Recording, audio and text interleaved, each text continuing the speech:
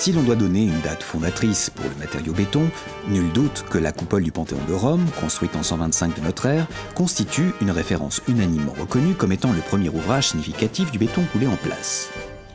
Il faut cependant attendre le XIXe siècle et les travaux de Louis-Joseph Vicat pour jeter les premières bases de compréhension de l'hydraulicité des ciments, cette particularité que possèdent ces derniers de faire prise en présence d'eau. En 1848, Joseph-Louis Lambeau réalise une barque en ciment armé qu'il brevette et présente à l'exposition universelle de 1855. En 1852, François Coignet réalise pour sa propre maison à Saint-Denis des façades en béton monolithique et un plancher terrasse de 25 cm d'épaisseur en béton renforcé par des poutrelles de fer. Durant cette fin du XIXe siècle, c'est à François Hinebig que l'on doit le rôle majeur joué dans le lancement et la diffusion du béton armé. Ainsi, il invente en 1892 les premières poutres avec étrier et réalise en 1900, au 1 rue Danton à Paris, le premier immeuble de bureau en béton armé, mettant en valeur le procédé poteau-poutre de son invention. En 1894, Coignet et Coiseau effectuent la première communication sur le calcul des ouvrages en ciment avec ossature métallique.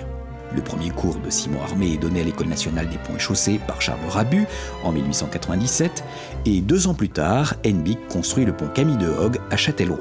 3 arches de 50 et 40 mètres pour une longueur totale de 144 mètres. Cette période voit ainsi le nombre de constructions en béton armé passer de 200 à 20 000 en Europe, nécessitant l'établissement d'un cadre réglementaire. En 1906, le ministre des Travaux publics, Louis Barthou, signe les premières instructions ministérielles. En parallèle, en 1903, se crée la Chambre syndicale des constructeurs en ciment de France. La même année, les architectes Auguste et Gustave Perret introduisent le ciment armé dans l'architecture. C'est la construction des immeubles de la rue Franklin. Un nom qui va rester dans l'histoire de la construction en béton apparaît en 1907, celui d'Eugène Freycinet, grâce à une réalisation majeure, le pont du Veurdre dans l'Allier, premier pont en béton armé avec décintrement par vérin. 1928 sera l'année de sa consécration. Il invente la précontrainte par fil adhérent et dépose son premier brevet.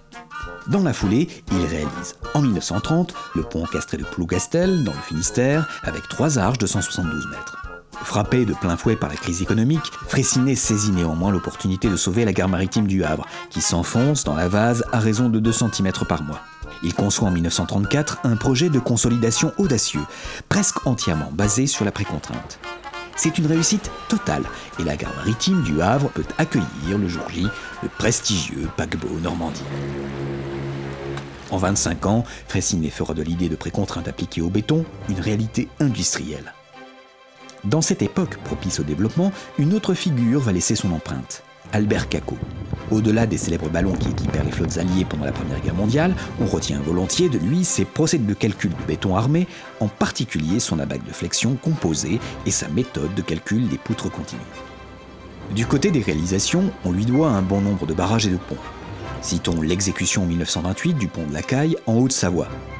Cette technique, inédite, de cintre en béton sans armature longitudinale, lui permet d'établir à l'époque un record mondial de portée, 137 mètres. La seconde moitié du XXe siècle est l'occasion de présenter une palette d'ouvrages emblématiques, tel le barrage de Tignes, en Savoie, est réalisé en 1952. Barrage le plus haut de France, avec ses 300 mètres de longueur et 50 mètres d'épaisseur à la base. Entre 1956 et 1958 est érigé au rond-point de la Défense le Centre national des industries techniques, dont la voûte autoportante est constituée par 2 coques en béton armé formant 18 fuseaux déployés en éventail à partir de 3 culées. L'idée géniale d'inverser la coque inférieure permet la réalisation de coffrages d'à peine 6,5 cm d'épaisseur. Autre ouvrage emblématique de l'époque, le pont de Tancarville. À son inauguration en 1959, c'est le plus grand pont suspendu d'Europe avec ses 1420 mètres qui enjambent l'estuaire de la Seine. On ne peut évidemment occulter les ouvrages sportifs, dont le Parc des Princes est un exemple marquant.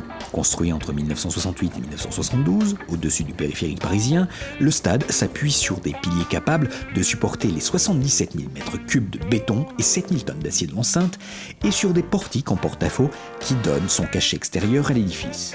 À la même époque, la tour Montparnasse est édifiée, nécessitant le déblaiement de 420 000 m3 de gravats pour obtenir une structure unique à l'époque avec son noyau de béton.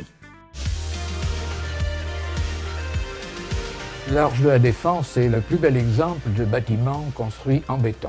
Une des grandes difficultés de l'ouvrage, c'était de construire le plateau supérieur qui représente 40 000 tonnes comme charge. D'ailleurs, à cette occasion, pour faire monter le béton jusqu'au plateau supérieur sans utiliser des grues, nous avons pompé sur 110 mètres de haut. Enjambant l'estuaire de la Seine, le pont de Normandie est un pont à haubans qui relie Le Havre à Honfleur. En 1994, la portée principale de cet ouvrage effilé bat de plus de 250 mètres le précédent record du monde établi à Shanghai. Record de longueur perdue à la faveur des 2883 mètres du pont Rion-Antirion, surplombant depuis 2004 le golfe de Corinthe, malgré une forte activité sismique. La zone était tellement sismique qu'il a fallu prendre en compte un séisme en construction. Quand on construit un ouvrage, on construit d'abord le pylône, puis après, petit à petit, on avance, on construit par encorbellement le tablier. Et à la fin, on se retrouve avec un encorbellement, donc un grand fléau de 560 mètres de long, très sensible au vent.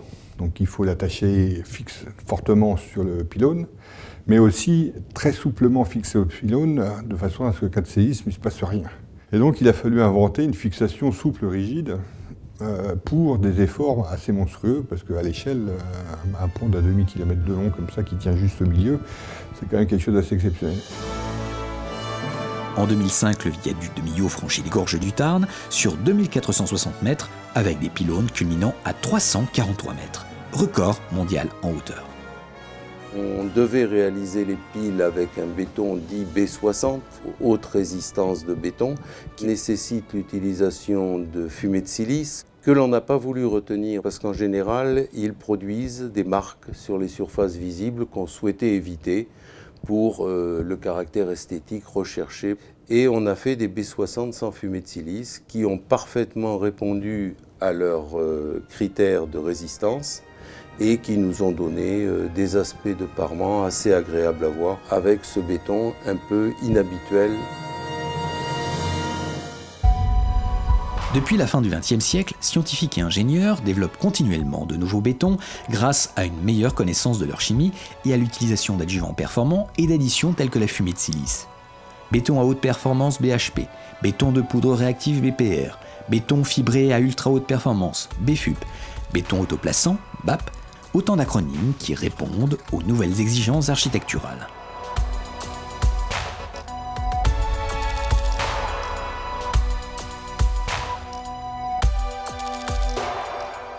En parallèle, des normes européennes de conception et de dimensionnement, communément appelées Eurocode, s'imposent en lieu et place des règles BAEL et BPEL. Alors bien sûr, le béton n'a pas dit son dernier mot.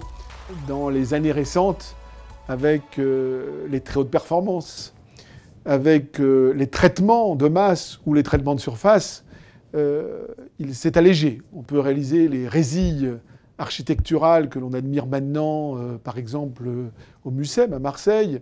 Donc aujourd'hui, le béton est capable de s'associer aux matériaux tels que l'acier, le verre et le bois notamment, pour réaliser des bâtiments sobres en énergie, avec un faible impact environnemental. Et dans les enjeux importants de l'avenir, il y a évidemment le recyclage du béton. Et dans ce domaine, le projet national Recy-Béton, lancé en 2012, a pour vocation de répondre à cet enjeu. Je dirais en conclusion que nos entreprises générales, qui sont avant tout des constructeurs de structures, et souvent en béton, sont particulièrement armées pour répondre à ces nouveaux enjeux. Et le béton sera une des composantes de la construction du futur, comme il l'a été pour le passé.